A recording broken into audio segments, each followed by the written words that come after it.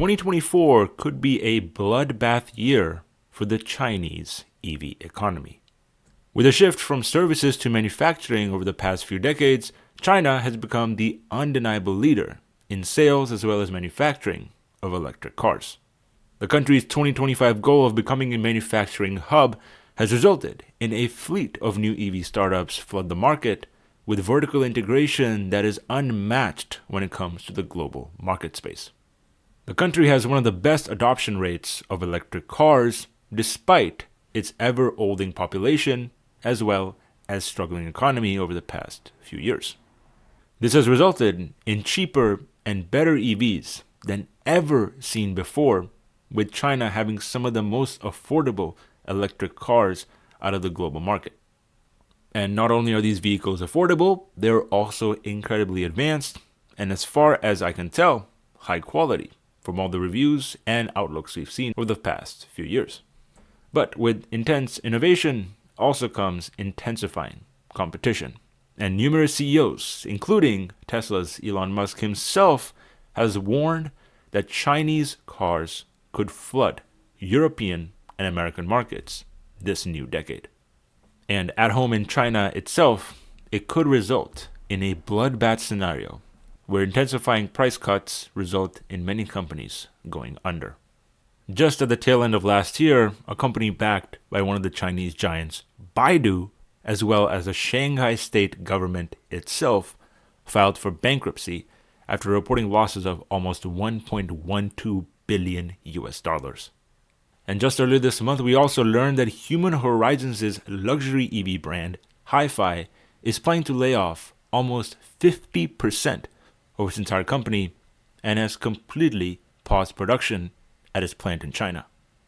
The company is essentially suspending operations for a good 6 months and even barring employees from even entering the factory, even though their wages for just a few months are still guaranteed. This is obviously not good, not only for investors, but also the working class of China itself. This isn't even good for the government if many companies like these that are supposed to be innovative and leading edge are going under or going bankrupt because of simply extremely high competition in a country that doesn't really support mergers and acquisitions nearly as much as in the West. M&A at the end of the day is a way to preserve shareholder value as well as job security for those especially working on the factory floor. And that plea is exactly what Li Auto CEO recently made in a public announcement where he expects competition to intensify like never before in 2024 and urges policymakers in China to support M&A activity like they have never before. He mentioned that the big three manufacturers in the US, Ford, GM, and Chrysler, were a result of simple, massive investment as well as mergers and acquisitions of failed companies that were simply financially and operationally annexed due to reasonable competition. It wasn't a cutthroat battle royale in the 1900s. Instead, it was a slow and sure acquisition of intellectual property as well as assets that led to the creation of the GMs, the Fords, as well as the Chryslers. As a matter of fact, Li Auto themselves acquired Hyundai's #1 plant in Beijing and repurposed it to build hybrid electric as well as now battery electric SUVs in 2017.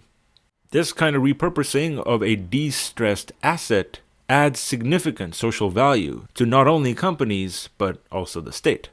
A plant with, for example, 45 jobs per hour would roughly require 4,500 employees to run at full capacity. And to support that plant, suppliers from LED manufacturers, microcontrollers, as well as semiconductors would roughly require 6 times as many jobs, which creates a butterfly effect of social and economic value creation for every job on the production line. So instead of just 6,000 jobs, a plant could add 30,000 stable jobs in total when you account for the supply chain as well. And guess what? At the same time, $100 billion in economic output from that plant could translate anywhere from $10 to $20 billion in tax revenue for the state.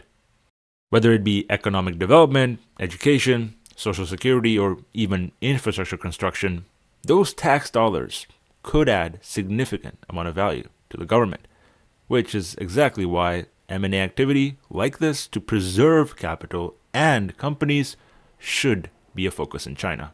Now, whether or not this plea makes it to the government and results in serious action for 2024, only time will tell.